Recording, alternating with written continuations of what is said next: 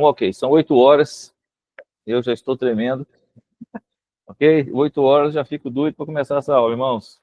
Então vamos lá fazer uma oração aqui, para o Senhor abençoar a nossa aula, abrir nossa mente e coração para o entendimento aí, né, de tudo aquilo que Ele quer nos passar hoje, para que a gente entenda, né, conforme o Espírito. Amém?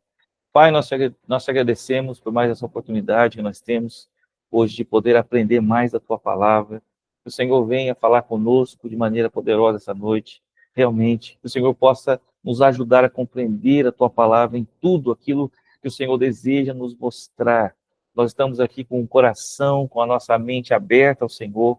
Que o Senhor venha nos abençoar verdadeiramente, para que possamos ouvir do Espírito toda a revelação e tudo aquilo que nós precisamos para compreender a Tua Palavra.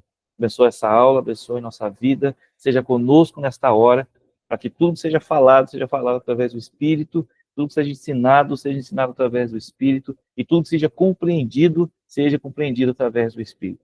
É o que nós te pedimos, te agradecemos nesta noite, em nome de Jesus. Amém. Glória a Deus. Amém. Meus amados irmãos, então, né? Na semana passada nós conversamos bastante sobre a questão da inspiração da palavra, né? A inspiração, que a palavra é completamente inspirada por Deus, tudo aquilo que está escrito, tudo aquilo que foi declarado, ela é inteira, toda a palavra de Deus, ela é inspirada. A gente colocou lá, né, alguns pensamentos errados, o pensamento certo.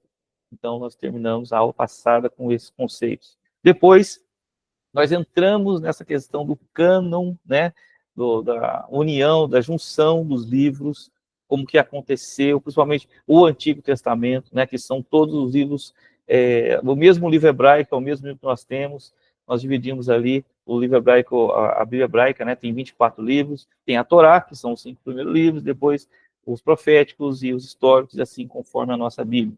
A nossa Bíblia é tradução da Vulgata Latina, né, contendo os livros da Vulgata Latina e as divisões da Vulgata Latina. Todos os livros reconhecidamente inspirados por Deus, tá bom? Então, nós terminamos aí. Cânon, só para lembrar, né, o que significa cânon. O que é cânon, meu Deus do céu? O pessoal fala, não está no cano, o que é, né? Nós já falamos sobre isso, mas nós vamos relembrar, por que não?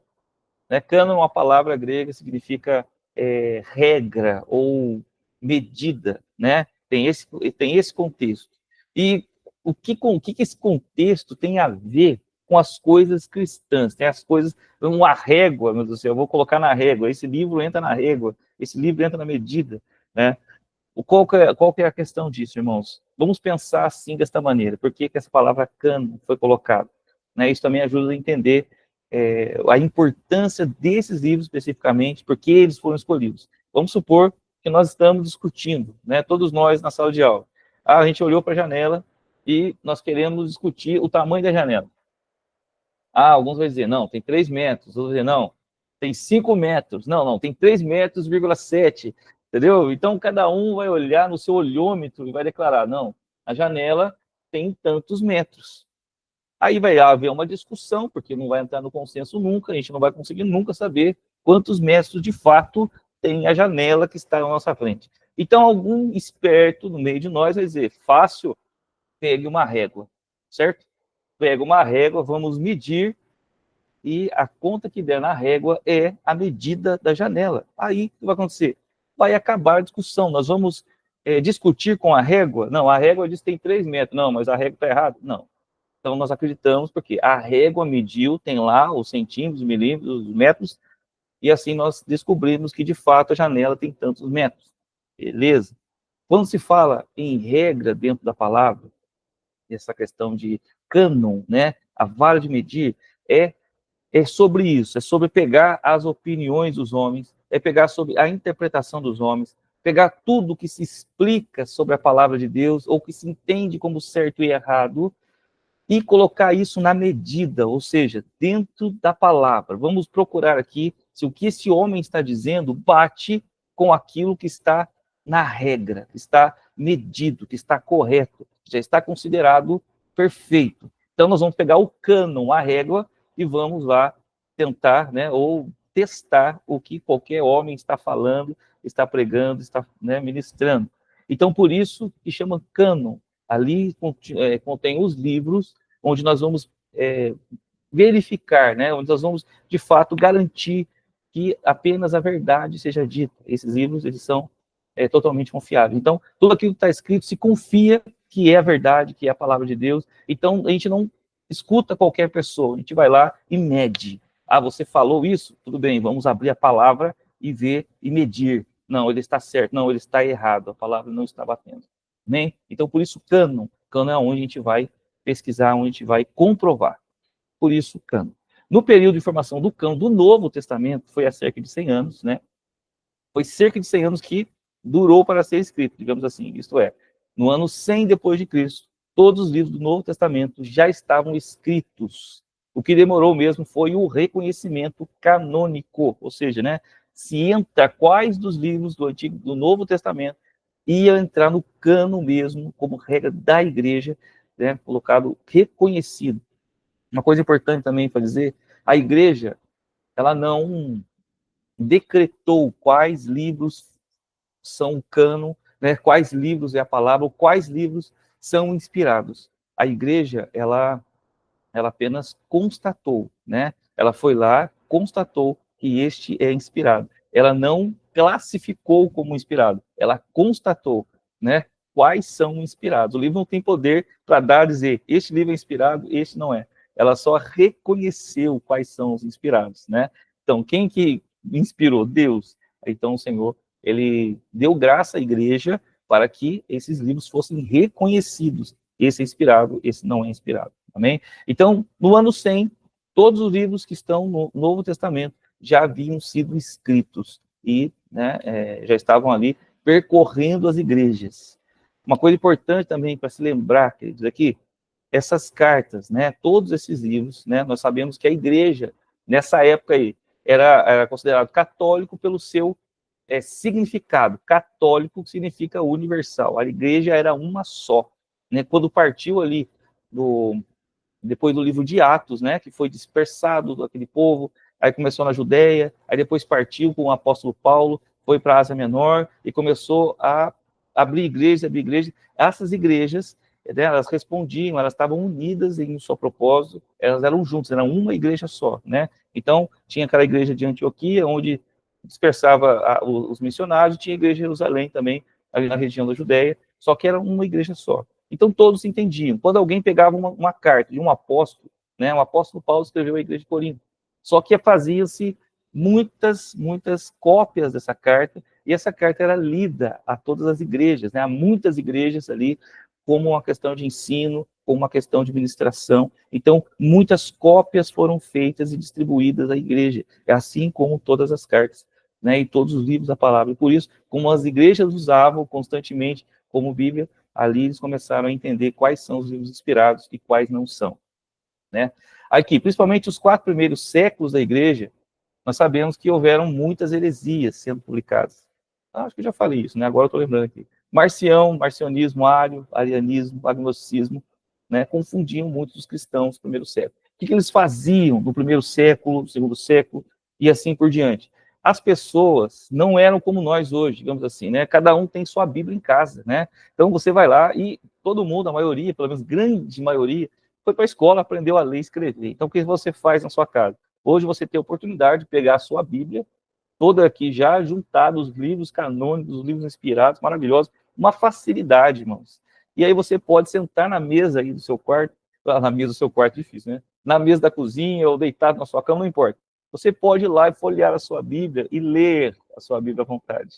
Mas naquele tempo, irmãos, os irmãos não sabiam ler, né? As pessoas não sabiam ler, então não era assim tão fácil. Então o que se fazia? Eles pegavam essas cartas, esses livros, essas histórias, e os líderes da igreja, eles liam essas cartas ao povo. Então o que era o culto? Era isso, eles pegavam, como a gente faz hoje, pegavam as Bíblias, né? Pegavam ali as suas cartas, ou o que já era considerado escrituras, que era o Antigo Testamento, e lia para o povo que não sabia ler. Então, toda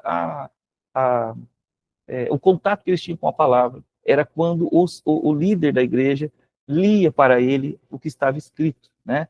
Só que nesse tempo, como eu disse da última vez, houveram muitos escritos de tudo quanto é jeito, houveram muitas e muitas teorias totalmente fora da palavra, fora da regra, né? Então, assim, qual carta poderia se ler e qual não poderia se ler na igreja? Então, na hora de ler, eles tinham que decidir, né? Essa carta chegou aqui para nós, mas será que é seguro ler para a igreja? Será que está certo? Será que está batendo com toda a regra? Será que em todo lugar sempre tinha alguém capacitado para dizer não, essa carta não é de Deus, não pode ser lida? Então, assim, era uma questão complicada. Hoje, para nós, isso não é mais problema. Os livros já estão juntados aqui, é uma maravilha. Mas naquele tempo não era tão simples assim, né? Então eles tinham que buscar, eles tinham que entender quais livros poderiam ser lidos ou não. Por exemplo, esse Marcião era agnóstico, né? Agnosticismo, o marcionismo, então tinha uma questão, ele tinha toda uma heresia, ele se dizia bispo da igreja, tinha toda uma heresia. Você tem uma ideia, um pouquinho da ideia do gnosticismo era assim que, bom, vamos falar só para você entender mais ou menos o que estava sendo pregado, né?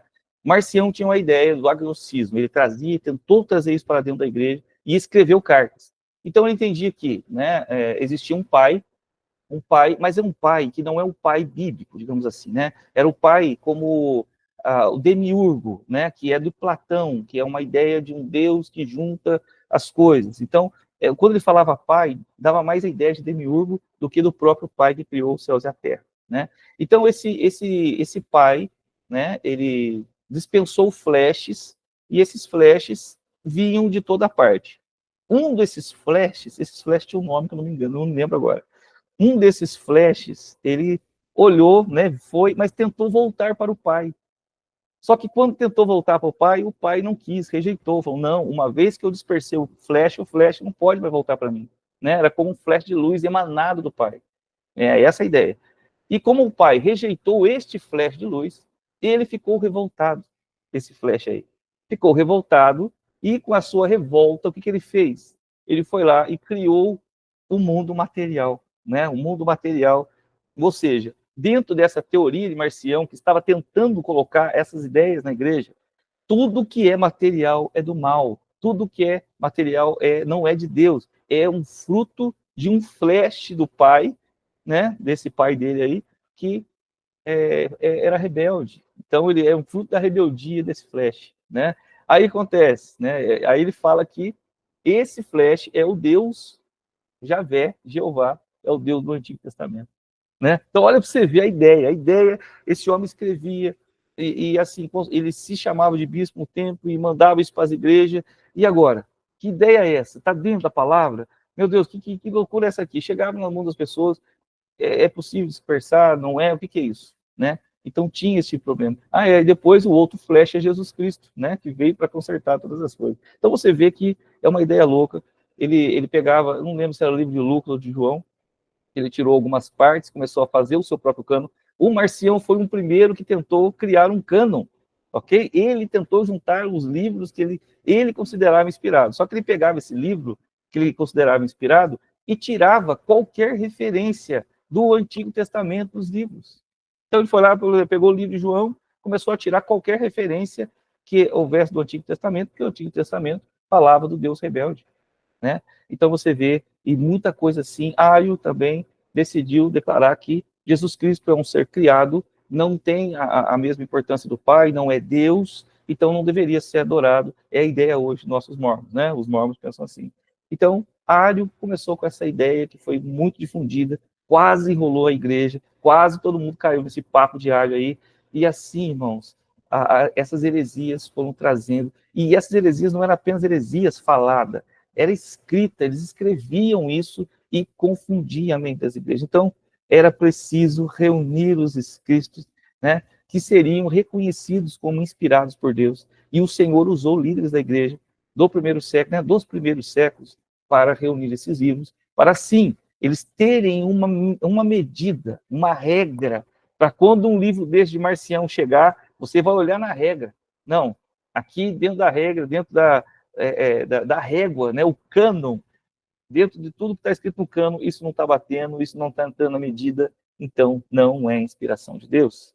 Né? A igreja precisava disso, e o Senhor estava movendo a igreja naquele tempo para que isso acontecesse. Né? Isso no cânon do Novo Testamento. Quando no Antigo Testamento estava mais fácil, né? foi mais fácil. Mas o Novo Testamento nós temos aí todos esses probleminhas.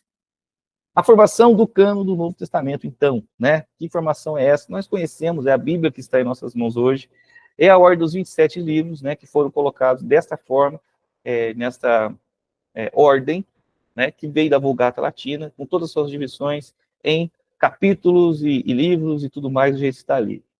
As epístolas paulinas foram escritas mais ou menos dentro deste período, entre 52 e 67 depois de Cristo, né? Foi o ministério de Paulo, ele escrevia as cartas às igrejas, né? Ali trazendo instrução, mas em algumas dessas cartas ele foi inspirado. Existiu, querido, eu imagino que Paulo escreveu outras cartas, né? Mas que não entrou no cânon, ou seja, não foi considerado ali como inspirado, assim como outros apóstolos. Não é todas as cartas, não era o Paulo que era inspirado, né? Mas sim, naquele momento, o que ele estava escrevendo ali, nessas cartas que nós estamos na nossa mão hoje, essas sim eram inspiradas e entrou no cânon. Nós sabemos que foi a igreja que juntou, que foi todo aquele processo que Deus usou, mas na verdade, quem trouxe o livro nas nossas mãos, nós entendemos pela fé que foi Cristo, o próprio Deus que ordenou toda essa história, toda essa situação, para que esses livros permanecessem aqui, estão em nossas mãos agora, né? Ao longo da história, ao longo de toda a perseguição, ainda está aqui conosco. Atos foi escrito por Lucas, né? Ah, Wagner, muito bom, garoto. Já vamos falar aqui, deixa eu ver. Olha lá, peraí. Boa pergunta. Escrito por Lucas, né? O Atos foi escrito por Lucas no ano 63 depois de Cristo. Os Evangelhos sinóticos foi escrito entre 60 e 65 depois de Cristo. Isso aqui também é tudo pesquisa histórico, né? Os da teologia acreditam nisso. O Evangelho de João foi escrito em 85 depois de Cristo, ou seja, foi muito depois dos outros evangelhos. E a Epístola aos Hebreus e de Judas foram escritas entre o ano 68 e 90 depois de Cristo. Então, queridão, olha só. Alguns estudiosos colocam Paulo como escritor de Hebreus, mas a maioria disparada, assim, muito grande a diferença, acredita que não foi o apóstolo Paulo que escreveu o livro de Hebreus. Na verdade, não se tem certeza absoluta de quem escreveu, né? Eu, particularmente, não acredito que foi o apóstolo Paulo. A epístola de Hebreus, né? A carta aos Hebreus, é uma carta um pouco diferente. Você vê que tem realmente uma diferença dos escritos de Paulo, a forma de falar, a forma de expressar. Ali eu vi um estudo sobre isso, e aquele estudo me pareceu muito coerente. É um estudo que comparava, né, a forma como Paulo escrevia, a forma como ele falava, e realmente era um pouco diferente.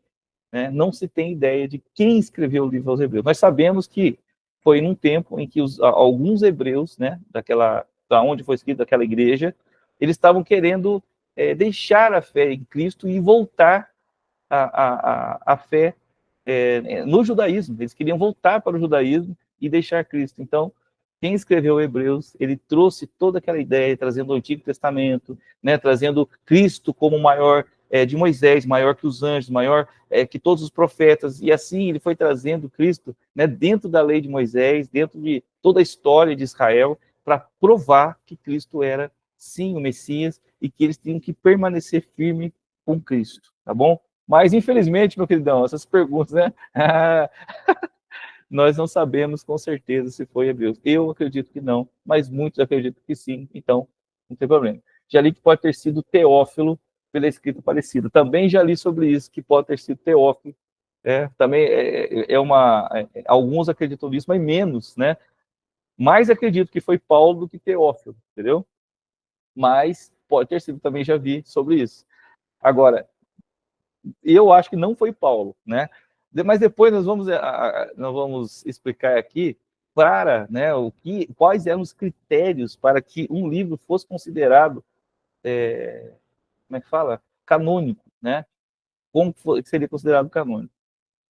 E tinham regras, tinham, né, critérios ali. E um dos critérios era que tinha que ter sido escrito por um apóstolo ou por alguém próximo ao apóstolo, né? Então, seja lá quem for que escreveu, ou era apóstolo ou era alguém próximo aos apóstolos, tá bom? Apocalipse, então, foi escrito pelo apóstolo João no ano 96 depois de Cristo, foi o último livro do Antigo Testamento. João estava preso, né, na ilha de Patmos, foi preso pelo imperador Domiciano, ele estava lá exilado, né, pela sua fé, e ali o Senhor apareceu e revelou para João todo o livro de Apocalipse, né, Apocalipse, glória a Deus. A Bruna tá doida para ver o livro de Apocalipse, né, Bruna? Nós já vamos também falar, isso faz parte aqui do nosso cronograma, veja a hora de falar de escatologia, é maravilhoso. Bom, reconhecimento, agora que a gente vai falar sobre isso, reconhecimento e fixação do cânon, né?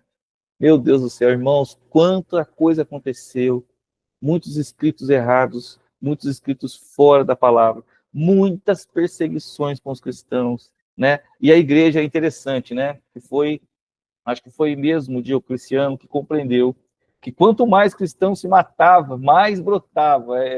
Tertuliano falou, né? Que a semente, né? O sangue dos cristãos, o sangue dos mártires é a semente da igreja. Então, quanto mais se matava cristão, parecia que muito mais cristãos surgiam, e assim a igreja só crescia. Muitos morriam, e mesmo assim a igreja só crescia. Então eles começaram a ter outras ideias, né? Por exemplo, o Diocleciano, ele teve a ideia de que ao invés de matar cristãos e tudo mais, percorrer, matar, ele obrigava os cristãos a trazer os seus escritos para serem queimados na fogueira. Então, aqueles que trouxerem seus escritos e queimarem na fogueira, né, ou seja, ele estava trabalhando para que os cristãos realmente renegassem a fé da palavra em Deus. Então, ele estava lutando contra a fé dos cristãos. Não era interessante matá-los, porque matá-los fazia brotar mais ainda. Né? Mas era interessante, assim, tirar a fé deles. Então, ele mandava trazer os escritos ali para poder queimá-los, né? O reconhecimento do cânon do Novo Testamento, como temos hoje, ocorreu no conhecido Terceiro Concílio de Cartago, no ano de 397 depois de Cristo. Na verdade, isso começou no Concílio de Hipona. Teve um concílio em Hipona. Glória a Deus. Édipo, meu Deus, glória a Deus, meu irmão. Vai chegando aí. O Concílio de Hipona aconteceu por volta de 393 depois de Cristo, né? Agostinho participou desse concílio, né? E ali começou a se discutir especificamente, ou seja, né? Nós sabemos que, por exemplo, no Concílio de Niceia também houve uma discussão, mas ali não fixou, ali não foi o que era decidido, né? O que era para ser decidido. O Concílio de Niceia foi mais para acabar com a ideia do arianismo. Então, foi no Concílio de Niceia que se colocou, né, que entrou a palavra trindade mesmo. Então, nós entendemos Cristo como Deus, como Filho de Deus, e toda aquela ideia. Houve uma discussão, sim, sobre o cânon, né, mas não fixou, não fechou. As igrejas ainda estavam usando cartas, né, muitas cartas meio diferentes. No caso, a maioria das cartas, como as que nós temos hoje, são essas que nós temos hoje, elas eram praticamente usadas em todas as igrejas, né? Então, todas as igrejas usavam essas cartas. Só que as igrejas usavam, às vezes, também outras cartas. Por exemplo, tinha uma das cartas que quase entrou no cano, né? Dentro da história a gente percebe, que era um homem chamado, era pastor de Hermes, do pastor de Hermes. Então, quase que o pastor de Hermes, lá, o que ele escreveu, quase entrou para o cano. Teve também aquele de Alexandria, esqueci o nome do homem agora lá. Ai, esqueci. Era um dos pais da igreja, muito importante também, e quase, ele também escreveu uma carta aos Coríntios. Se eu lembrar, depois eu falo aqui para você. Eu esqueci mesmo o nome do homem. Mas ele também escreveu uma carta ao Corinto e quase entrou no cano, né? Esses livros, essas cartas, eram lidas nas igrejas, né? Mas por algum motivo não entraram no cano, porque não passaram desses critérios aqui que nós vamos ver agora, né? Quais eram os critérios? Quando eles juntaram um concílio, quando eles formaram ali o concílio, agora nós vamos sentar e decidir quais livros vão entrar para o cano, vão entrar para a regra, vão entrar para a Bíblia, né? O que vai ser a Bíblia? Então, da igreja católica, no caso, da igreja universal. Então, eles sentaram, esse concílio foi especificamente para isso, e foi neste concílio de Cartago que fechou, encerrou as discussões, e o evangelho, o Novo Testamento que nós temos em nossas mãos hoje, foi fechado neste concílio, terceiro concílio de Cartago, tá bom? No ano de 397 depois de Cristo. Graças a Deus, Agostinho participou do de Hipona, não tem registro real, né? Clemente de Alexandria, Magnão, você é o cara. Glória a Deus, exatamente, esse homem aí, Clemente de Alexandria, era um dos livros que quase entrou para o cano. Glória a Deus, irmão, obrigado pela ajuda aí. Então, é assim que eu gosto, irmão, participativo. Também, Clemente de Alexandria foi também, ele escreveu uma carta aí ao Corinto também, né? Teve ali, e quase entrou para o cano, mas não entrou porque em algum critério não passou, tá bom? Então, os critérios, vamos lá, quais foram os critérios? Foram muitos, né? Mas esses foram, eu diria, os principais critérios usados para realmente o livro ser escolhido como inspirado e entrar para o cânone, ok? Os critérios principais para a inclusão de um livro no cânone, né, era a sua autoria ou associação apostólica. Era preciso que o livro fosse escrito por um apóstolo ou alguém muito próximo ao apóstolo. Então, nós temos livros no Novo Testamento que não foi escrito por apóstolo, né? Marcos, por exemplo, não foi um apóstolo. Lucas, escreveu Lucas e Atos, não é apóstolo, né? Mas está aqui o livro, foi colocado como canônico. Mas eles caminharam junto com o apóstolo Paulo, caminharam junto, perto ali, né? E por isso entrou no cânone também, né? Então era sua autoria ou associação, teria que ter alguma coligação com o apóstolo. Qualquer um que não tivesse coligação com o apóstolo, ou não fosse, ou não tivesse vivido perto, não tivesse recebido ensino, não entraria no cânone no Novo Testamento, tá bom? Ortodoxia do conteúdo. A ortodoxia, quando se fala de ortodoxia, tem a ideia de ela entrar dentro do contexto geral do entendimento da igreja. Então, a igreja ela tem uma ideia, né? Um entendimento do que é verdade e do que não é verdade. Então, vamos dizer, né, sobre o plano de salvação, é bem claro o plano de salvação, é preciso que o único caminho é Cristo para Deus, né, que o sangue de Jesus Cristo veio, foi derramado na cruz do Calvário, e por isso nós somos salvos, porque Cristo morreu e ressuscitou. Então, toda essa questão, né, da salvação, ou de qualquer profecia, tudo isso, ela tem uma regra geral que todos entendem como certo. Quando se fala em ortodoxia, significa que o livro, ele tinha que entrar dentro desses conceitos já afirmados pela palavra da igreja. Então, se um livro, né, ou uma carta entrasse e tivesse uma ideia lá que não batia, que não bate com as ideias do que já está estabelecido, então ele não entra na ortodoxia, ele não está dentro dos critérios, dentro do ensino da igreja. Então ele não era considerado inspirado, né? Por exemplo, com Macabeus tem ideia lá de oração pelos mortos. Então isso dentro de toda a ortodoxia do ensino da palavra não vai entrar, né? Então não faz sentido aquela ideia, né? Então ali não entrou por isso, porque não tinha ensino que não batia, fora os erros históricos que tem no livro, histórico, irmão. Igual Judite, erro histórico. Eu acho interessante no Judite, que uma das coisas que está escrito lá, que Nabucodonosor era o rei da Síria. Rei da Síria. Meu Deus do céu, Nabucodonosor nunca foi o rei da Síria, né? Como é que nós vamos entender, colocar ali dentro do canônico, dos livros canônicos, um livro histórico, que não está contando alguma coisa errada. Bom, então era isso, né? Associação apostólica, ortodoxia do conteúdo, aceitação universal. Então, o que acontece? As igrejas, como eu disse, era universal, católico, né? Era uma igreja só.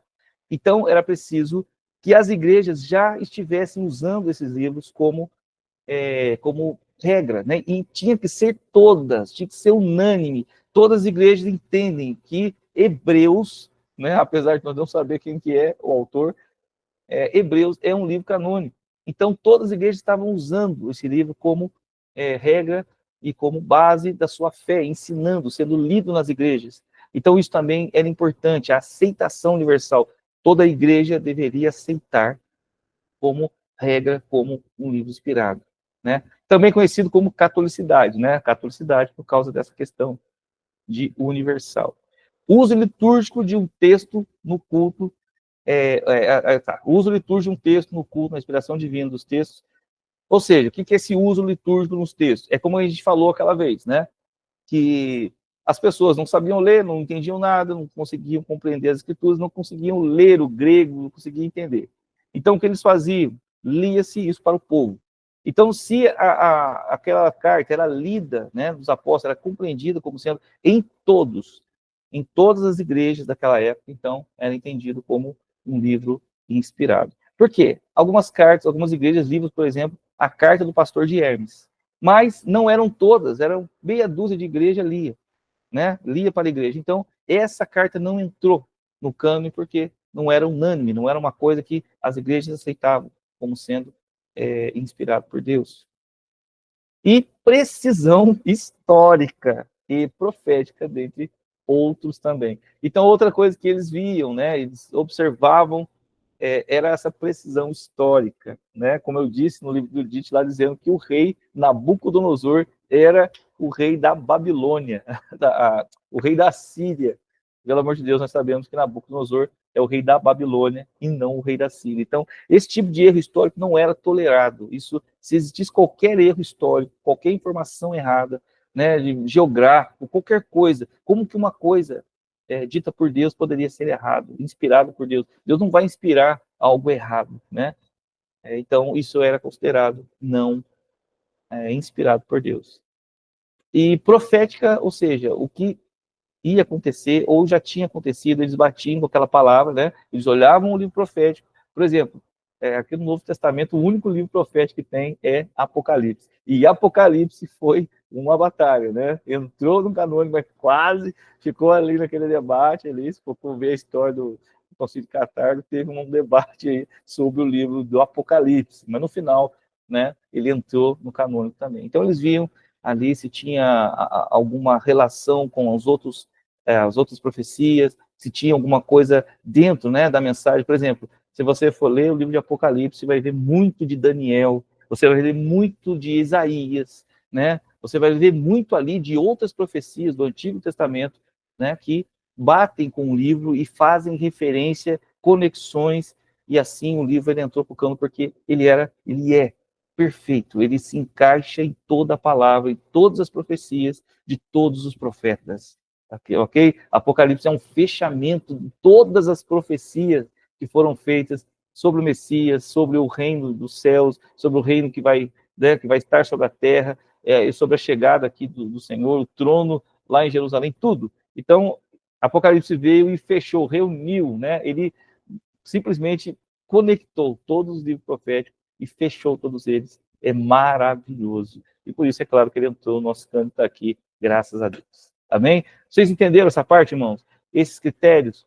Então, isso foi discutido ali no concílio para que ele fosse discutido. Depois que isso aconteceu, no concílio ali, no concílio de Catargo, né, que foi o último concílio sobre este assunto, nunca mais houve discussão na igreja, né, dos livros do Novo Testamento. Tanto que os livros apócrifos, que entraram em 1546 na Igreja Católica como sendo um livro da Bíblia, né, aqueles 7 livros apócrifos mais os acrescentos, entraram no Antigo Testamento. Mas no Novo Testamento, a nossa Bíblia e a Bíblia da Igreja Católica é perfeitamente igual. Então, se você um dia estiver evangelizando aí algum irmão católico, alguma pessoa católica, se você quiser abrir a Bíblia do católico em qualquer livro do Novo Testamento, vai ser exatamente igual à sua. Você fala, não precisa ser a minha Bíblia não me dê a sua aqui, abre aí em João. Você pode ter certeza que vai estar a Bíblia perfeitamente igual a nossa, tá bom? O Antigo Testamento só muda esses livros apócrifos e os acrescentos, que tem Êxodo, Daniel e alguma coisa assim. Bom, mas o resto também é igual. Tá bom, queridos? Ficou claro essa questão do reconhecimento e fixação do cânon? Se ficou alguma dúvida, por favor, pode perguntar aí no chat, eu vou responder para vocês. Se não, vamos em frente, meus irmãos, vamos em frente. Glória a Deus. Preservação e tradução da Bíblia. É maravilhoso, né? Como que Deus faz as coisas, como que o Senhor zera por esse livro. Uma vez alguém perguntou para mim, por que eu vou acreditar na Bíblia? Se tem tantos outros escritos, até mais antigos, né? De outros povos, de outros deuses, de outros taus. Aí eu disse para ele, olha só, tudo bem, onde que estão esses escritos? Uma coisa eu te digo, irmãos, esses escritos ficaram por lá mesmo, onde eles foram escritos. A palavra de Deus, ela está espalhada pelo mundo inteiro.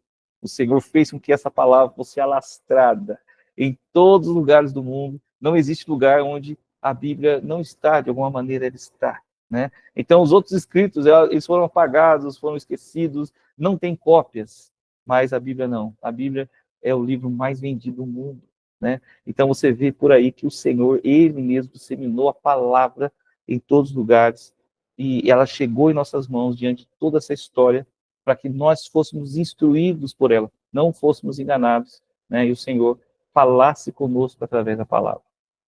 Temos que ler, irmãos.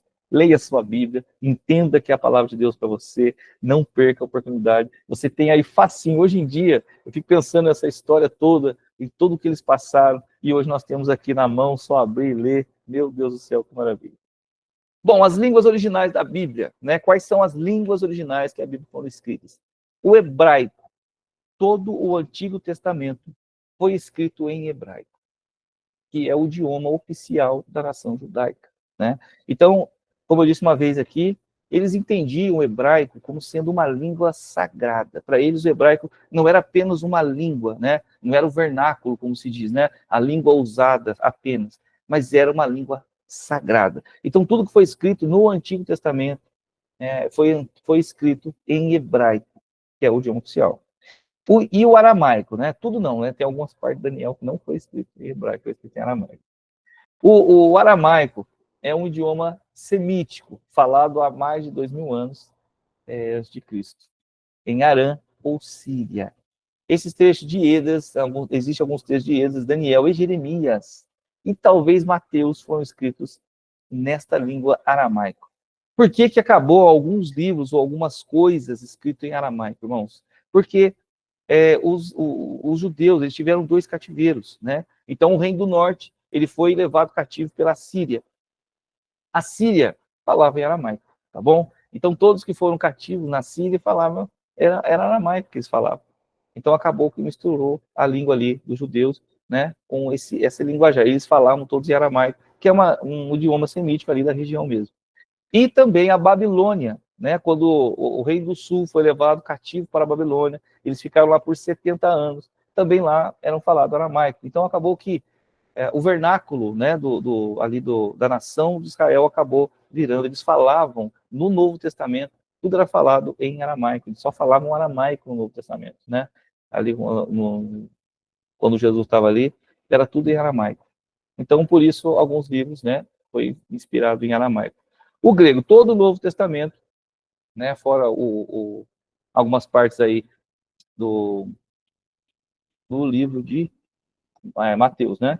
Fora algumas partes do Mateus, todo o Novo Testamento ele foi escrito em grego, né, tendo apenas dúvidas sobre o Evangelho de Mateus, que alguns estudiosos acreditam ter sido escrito em aramaico. Então, assim, no Novo Testamento, né, já tinha havido aquela ideia, antes do Império Romano, que estava dominando todo mundo daquela época, todo o mundo conhecido, antes deles tinha havido o Império Grego.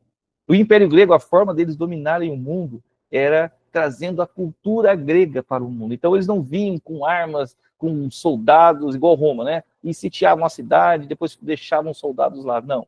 A ideia deles era heletizar, ou helenetizar, não lembro. Mas é helenista, né? Eles traziam a cultura grega. Então, eles traziam os deuses gregos, eles traziam a língua grega, o escrito grego, a filosofia, tudo eles traziam dentro daquelas cidades que eles dominavam, né? Então, o grego, ele foi um império poderoso, muito grande, dominou praticamente quase todo mundo conhecido em sua época. Então, quase todo mundo falava grego, né? Então, o Novo Testamento ele foi escrito em grego, porque se você escrevesse em grego e lançasse em qualquer lugar do mundo, qualquer um entendia o linguajar, o que estava escrito. Então, Paulo escreveu grego e mandou para Efésios, Tessalônica, para Caia, para toda a região ali, todo mundo falava grego, então foi muito fácil disseminar o evangelho, né? Isso faz parte da plenitude dos tempos, mas isso é um assunto para outro dia. Amém? Assim, o Novo Testamento ele foi escrito em grego, porque todo mundo já falava grego. Isso também foi um propósito de Deus dentro desse quesito, tá bom? Então, essas são as 3 línguas originais da Bíblia: hebraico, aramaico e grego. Bom, vamos lá. Vamos entender agora uma questão também muito interessante, irmãos. Isso aqui já é uma reflexão, tá bom? Estamos partindo aí para o fim da aula. Já não vou terminar, porque eu vou terminar essa aula, né? E na próxima aula vamos falar sobre os atributos de Deus. Glória a Deus. Mas olha só, Há uma história envolvendo a Bíblia, as conexões entre os textos, tendo em vista seus 40 autores, totalmente diferentes entre si, em períodos de aproximadamente 1.600 anos. São verdadeiros milagres, né? Provisões, profecias, revelações que seriam impossíveis para o homem imaginar. Esse quadro que você está vendo à sua direita aí, cheio de risquinho, cada um de uma cor diferente, parece um desenho de criança.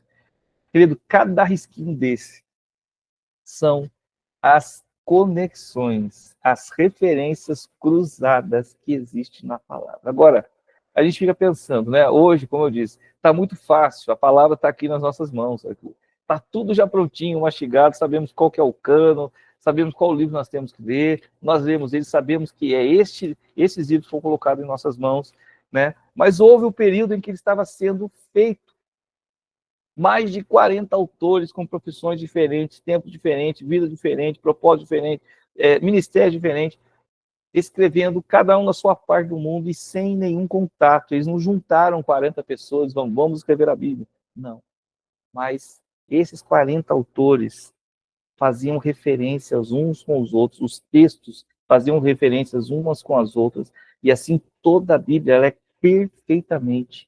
perfeitamente conectada. Um texto faz referência a outro texto, e vários textos da palavra de Deus, várias profecias, né? E ao longo de todos os anos, não há na Bíblia contradição verdadeira. Algumas pessoas sempre tentam encontrar contradição na Bíblia, mas não há contradição, tudo se conecta, tudo se liga, tudo tem um propósito perfeito, tudo tem uma instrução perfeita para a igreja. O livro simplesmente, ele digamos assim, perfeitamente conectado, irmãos, uma coisa com a outra. Então, para você ver, é difícil você entender, parece que está pintado assim, né? Mas é linha por linha de conexões e referências cruzadas. A Bíblia possui 63.779 referências cruzadas, ou seja, uma coisa que faz referência a outra parte da Bíblia, um profeta que faz referência a outro profeta, um livro histórico que está ligado ao que o profeta disse, e o profeta falou que vai acontecer e aconteceu, e outro que vai acontecer ainda mais para frente, coisas que ainda não aconteceram, ainda vão acontecer, que já foi predito. Pelo amor de Deus, a Bíblia é simplesmente perfeita, ok? Nós precisamos entender, não é um livro comum, não é um livro que foi nos entregado assim, para a gente ter conhecimento apenas, mas é a palavra de Deus escrita para nós, onde ele usou os seus servos, os seus ministros, né, para que nós tivéssemos instrução, não uma instrução qualquer, mas uma instrução direto do reino dos céus, uma instrução que veio direto de Deus. Então é muito importante que a gente entenda o que é a palavra de Deus, né, que o que está escrito aqui é a mais pura verdade. E é mais importante também ainda que nós entendamos que na palavra de Deus não está absolutamente tudo revelado. O Senhor revelou muitas coisas para nós, o suficiente para a gente conseguir caminhar nesse mundo, caminhar segundo a vontade dele, mas não tudo. Ou seja, para você crer nesta palavra, não é por, como é que se diz? Por prova. O Senhor nunca quis que nós crêssemos por prova. Então, se ele quisesse prova, ele nos daria, né? Então, ele daria uma prova para nós aqui, e assim nós teríamos essa ideia. Mas não, o Senhor, ele quer que nós creiamos por fé. Fé é o jeito que o Senhor, ele quer lidar com a igreja, através da fé, através essa conexão que Deus quer com a igreja, fé. Então, tudo que você lê por aqui, às vezes tem prova, às vezes não tem prova, mas não importa. Nós cremos que está escrito aqui é verdade, por causa da fé, e por causa de tudo que Deus fez para que esse livro chegasse em nossas mãos. Há muitas conexões de forma perfeita, né, para que nós sejamos instruídos. Amém, irmãos? Bom, houve em toda a história perseguições terríveis, né? Além de toda essa perfeição na hora de escrever, na hora de fazer a Bíblia, na hora de colocar, né? Ali, inspirar as pessoas a escreverem as profecias, as cartas, as epístolas e toda a história que o Senhor contou, né? Através dos seus líderes ali, ele também protegeu, ele fez com que a Bíblia permanecesse intacta, né? Ao longo da história, nenhum outro livro chegou tão intacto como a palavra de Deus chegou em nossas mãos, Tem escritos aqui de mais de 2.000 anos, irmãos. Então, assim, está nas nossas mãos, faz conexão de agora ao futuro, e é algo maravilhoso, né? Houve em toda a história perseguições terríveis, como a do final do 3º século, início do 4º século, que foi o reino, o império do governador, né, do Diocleciano, século, do final do 3º e início do 4º século, pelo imperador Diocleciano, que mandava os cristãos entregarem e queimar os seus escritos. Ou mesmo na Idade Média, quando era proibido ter ou ler a Bíblia, né, que estava em poder dos clérigos, que estava ainda escrito em latim. Então você vê na história, né? Primeiro, aqui são 2 exemplos que aconteceu, mas houveram muitas coisas, muitas perseguições, muitos imperadores querendo os escritos, buscando os escritos da palavra, né? E muita coisa aconteceu por causa disso. Eu não vou ter tempo para falar isso, por isso que surgiu donatismo, aquele de nonato, né? Nonatismo que fala. Eu sei que também é uma história para outro dia. Mas aconteceu muita coisa por causa disso. Então, assim, estava lá Diocleciano dizendo, entregue seus escritos sagrados, né? Ou vocês vão morrer. E ali, irmãos, pense naquele 3º e 4º século ali, alguns com a palavra, alguns com cartas, dizendo, meu Deus, será que isso aqui é inspirado ou não? Será que eu posso entregar? Será que eu não posso?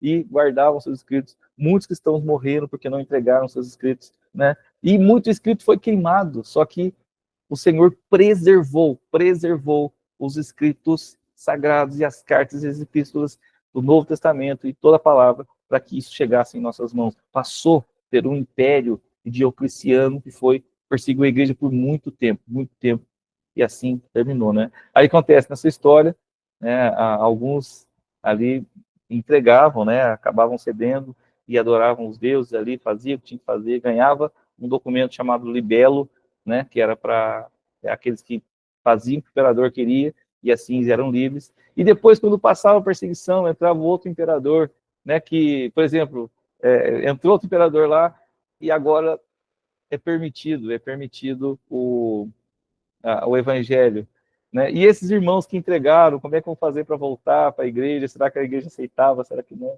Né? Então, houveram tantos problemas na história da igreja que, se for falar aqui, nós vamos ficar muitas horas. Mas ainda vamos falar sobre eles. Mas muita coisa aconteceu e nós precisamos ter consciência, né, de tudo que aconteceu ao longo da história para que isso chegasse em nossas mãos.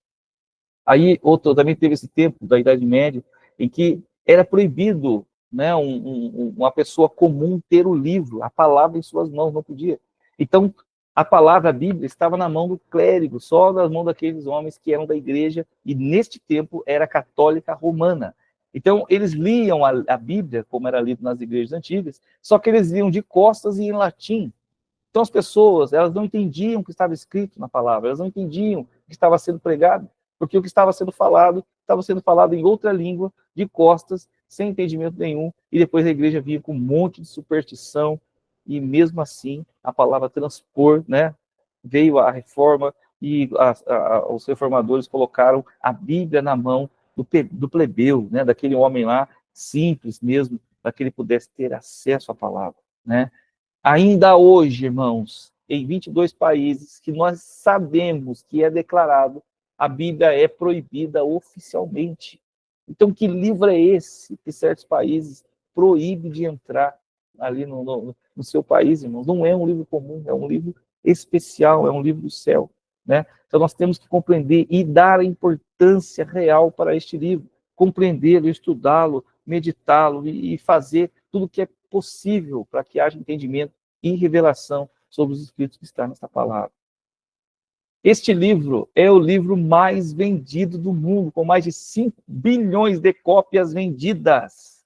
É também o livro mais traduzido e distribuído do mundo. Então, me diga qual livro deste mundo chegou ao patamar da Bíblia e quem poderia fazer, preservar, né, confeccionar dessa perfeição, com todas essas conexões, com toda a referência cruzada e perfeitamente escrita, né, fazendo referência à profecia, ao acontecimento. Ou quem poderia preservar diante de tantos impérios e imperadores e tanta perseguição que houve, né? E ainda assim fazer com que a Bíblia hoje seja o livro mais vendido, mais copiado, mais traduzido. Isso é coisa do único e verdadeiro Deus, não há outro. Né? Como alguns dos meus amigos disseram, há outros livros sagrados que foram escritos, né? Por que que a Bíblia é verdade? Porque nenhum outro livro sagrado foi disseminado por Deus como esta palavra, né? Então nós temos que entender no coração, com profundidade, a importância que é conhecer cada letra que está escrito e buscar em Deus a revelação de tudo que está escrito, sem deixar nada para trás, irmãos. Nada para trás, não podemos perder tempo. Hoje está fácil, está na sua mão aí na sua casa. Quantas Bíblias você tem em casa, irmão? Hein? Diga aí, quantas traduções? Deve ter 10 Bíblias em casa aí. Pega ela e vai ler, e vai entender, e vai buscar sempre. Hein? Bom, conclusão aqui, né? O livro sagrado que está em suas mãos hoje foi inspirado, revelado, protegido, preservado. Acabei de falar tudo isso, né? Ao longo de mais de 2000 anos pelo Senhor Deus que a fez. Devemos de todo o coração crer que as Escrituras é a palavra de Deus. E tudo que aconteceu na história para que ela chegasse até nós foi por vontade e permissão de Deus. E que ele zelou, né? Para mantê-la intacta.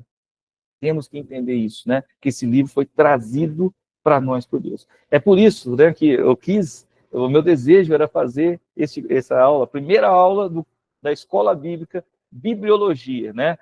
Para a gente entender o que é a Bíblia, para a gente entender como que ela veio ao longo da história. É claro que eu tive que deixar muita coisa para trás, porque muita história mesmo, para a gente ver, assim, a gente precisa estudar outras coisas, né? Muitas coisas ainda. Nós precisamos, de fato, entrar na Bíblia, né? Começar aí com atributos de Deus, com criação, e realmente trazer o estudo já dentro da palavra. Mas antes, eu queria trazer essa consciência. Entenda esta aula de bibliologia como uma conscientização, né? De entendimento. Você saber o que é a palavra, o que ela traz para a sua vida, né? Ela foi inspirada e trazida para que você fosse instruído por Deus. Amém? Bom, nós temos aqui mais um texto, o texto em 2 Timóteo, que agora eu pretendo, eu acredito, né, ou pelo menos é o desejo do meu coração, que esse texto agora faça mais sentido para você do que nunca fez antes, tá bom? Você que tem aí acompanhado as aulas. Toda a Escritura é divinamente inspirada e proveitosa para ensinar, para repreender, para corrigir, para instruir em justiça, para que o homem de Deus seja perfeito e perfeitamente instruído para toda boa obra. Esta é a palavra de Deus que nos instrui, nos repreende, nos ensina, nos exorta, faz tudo que é preciso para que a gente seja aí, bata na carne o máximo possível e se aproxime do Senhor o máximo possível. Amém, meus amados? É isso? Bom, nós vamos ficar por aqui, sem mais delongas. Se você tem alguma pergunta, mande aí, esse é o momento. Se você deseja fazer um comentário, vamos lá. Algumas perguntas. É isso aí, Fabião. Glória a Deus. Né? Como eram feitas as cópias antigamente? Qual o tempo para conseguir escrever o livro inteiro? Ô, Glória! Vamos começar com isso aí. Bom, as cópias, querido, antigamente, nos primeiros séculos, era escrito à mão, queridão. Ó, era escriba lá, era um homem que era instruído, que escrevia, né? Ou aquele que sabia ler e escrever grego, ou hebraico, no caso. Então, eles faziam a cópia, né? Depois que a Bíblia inteira foi traduzida para a Septuaginta, quem sabia grego, eles escreviam à mão. Então, as cópias eram feitas à mão, tinta, caneta, escrito à mão. Depois que veio, né, aquela máquina lá, não lembro do século exatamente, mas foi na Idade Média, aí começou a ser mais fácil, mas era à mão. E demorava, eu não sei dizer para você quanto tempo levava para escrever, né? Porque, assim, por exemplo, nas igrejas, eles copiavam as cartas. Então, Paulo enviou uma carta. Essa carta que Paulo enviava, ela era copiada milhões de vezes, copiada, essa igreja copiava, mandava para outra igreja copiava, e parecia em mãos dos irmãos, e todo mundo que queria uma cópia, ele tinha que escrever, mesmo com as próprias mãos ali, a cópia. Era assim que se fazia, não tem como saber, eu não sei quanto tempo levava, mas as cópias eram feitas à mão, deveria demorar um pouco. É verdade que se houvesse um erro na página, era perdida toda a escritura de uma folha. Irmãos, graças a Deus, né? Principalmente o hebreu. Eles tinham uma seriedade. Pra ter uma ideia, quando eles escreviam o nome de Deus do jeito que eles escrevem, né? A gente fala aí Yahvé, mas na verdade são todas, não é vogal, todas consoantes. Não tem uma pronúncia que se fala Yahvé. Nós falamos Jeová, né? E deles é Iavé, Eial, alguma coisa assim, né? E quando eles escreviam essa palavra que faz referência a Deus, eles trocavam a caneta. Então, eles estavam escrevendo com a pena. Eles iam escrever Iavé ou Adonai, eles trocavam a caneta, escrevia Adonai, e trocava a caneta. Então, tinha assim uma reverência profunda, com certeza absoluta. Não havia rasuras. Se havia rasuras, então, pelo menos aquela folha ela era retirada, com certeza havia essa seriedade. Qual a tradução mais próxima do original? Olha, essa aí é complicado. Vou dizer para você. Você vai ver logo mais, né? Nós vamos fazer lá o curso hebraico, eu não vejo a hora. Mas você vai ver que a língua, principalmente a língua hebraica, rapaz, é uma língua extremamente difícil de traduzir. Ela é uma língua muito profunda, né? Então, ela tem significados profundos, ela tem uma palavra hebraica, ela tem muitos significados, e assim, eles entendem de um jeito, a palavra está aqui da forma como chegou a nós, porque Deus quis assim. Mas se a gente for aprofundar, por exemplo, principalmente o hebraico, a gente vai enriquecer profundamente o nosso entendimento, o nosso conhecimento. Hoje, a que eu considero, que eu prefiro, né, que eu tenho mais segurança, eu sempre tenho várias traduções, mas eu vou verificar na Ferreira de Almeida aqui, corrigida. Normalmente é o que eu gosto mais, né? Mas dizer qual que é a mais próxima da original é difícil. Por quê? Porque é a palavra que chegou até nós que Deus quis, mas chegar num nível de profundidade hebraico, por exemplo, é difícil. Até o grego também é bem difícil. Jonas Gutenberg foi um dos primeiros a escrever, né? Sim, eu já ouvi falar de a escrever o quê? A escrever. Você fala a traduzir ou a traduzir, é isso? Com certeza, irmãos. Quando Lutero ele traduzir. Quando Lutero traduziu, por exemplo, foi um dos primeiros. Ele traduziu para o alemão, né? Ele traduziu para o alemão. O que eu entendo, né, o que disseram dentro da história é que ele traduziu do hebraico para o alemão, né? Mas outros da Vulgata Latina, né? Do latim. Não, o Lutero também da Vulgata. Da Vulgata para o alemão. Então, primeiro, por exemplo, a Vulgata foi uma tradução do hebraico, né? Então já veio do latim. Então, pensa bem, né? Então, saiu do hebraico, veio do latim. Do latim, eles traduziram, né? Então, assim, você vê que tem. Agora, o que a gente crê é que essa palavra chegou como está, e a gente crê que essa é a palavra que o Senhor trouxe para nós hoje, né? Toda essa questão da tradução, a gente tem essa ideia, né? Precisamos compreender, não precisamos aceitar, tem tradução que, né, que é perigosa. Eu tenho uma Bíblia Mensagem aí, que eu amo a tradução dela, é fácil de entender, mas eu não confio plenamente dela. Né? Foi tão difícil isso aí que, pelo amor de Deus, eu acho que foi em 1450 que ele traduziu, né, irmão? É isso mesmo. Glória a Deus, cara. Oficialmente, nem Acker nem Almeida viram a obra concluída. De acordo com a Sociedade Bíblica do Brasil, aquela considerada a primeira edição da Bíblia, completa em português, foi publicada apenas no ano de 1753, em 2 volumes. Já a primeira versão consolidada em apenas em um volume, da data de 1800. Então, desde 1753, nós já temos tradução em português, né? Já saímos da Vulgata Latino e entramos para o português. Glória a Deus. Olha o povo aí, tá vendo? Isso que é sala de aula, irmãos. Glória a Deus. Realmente, Gutenberg foi um dos primeiros mesmo. Eu não sabia que foi em 1450. Né? Glória a Deus. Tá vendo?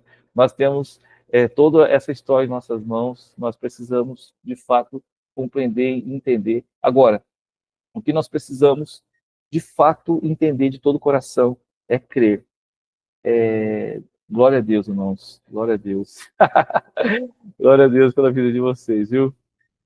Entender, né, que e ter fé e crer de todo o coração que Deus, ele inspirou, ele trouxe. E a Bíblia que está em nossas mãos hoje é a Bíblia que o Senhor trouxe em nossas mãos. Nós devemos, né, nós devemos buscar entendimento, devemos buscar o conhecimento e a revelação de toda a Escritura, que é perfeita para nós, né, para a gente amaciar a carne, bater na carne, matar a carne, né, e ser cada vez mais inspirado pelo Espírito, tendo as ideias, mudando a nossa mente, renovando a nossa mente, sabe, trazendo não se conformando com o mundo. Quando se fala não se conformar com o mundo é não entrar na forma, no pensamento, nas ideias, sabe, nos valores, mas ter a nossa mente renovada, né, e renovada pelo Espírito, inspirada pelo Espírito, através da palavra, de tanto ler, de tanto aprender, inculcar isso mesmo em nossa mente. Nós precisamos, se queremos, andar com a mente de Cristo. Amém, meus amados? Muito obrigado pela participação de vocês. Vocês são demais, eu amo vocês demais. Vocês são bênção para a minha vida demais. Amém? Nós vamos encerrar esta aula de biologia, né? E a Carmen também levantou a mão. Será que... Espera aí, deixa eu bater um print aqui de vocês agora, irmãos. A galera está aqui. Maravilhoso demais. Olha aí, pessoal. Glória a Deus pela vida de vocês.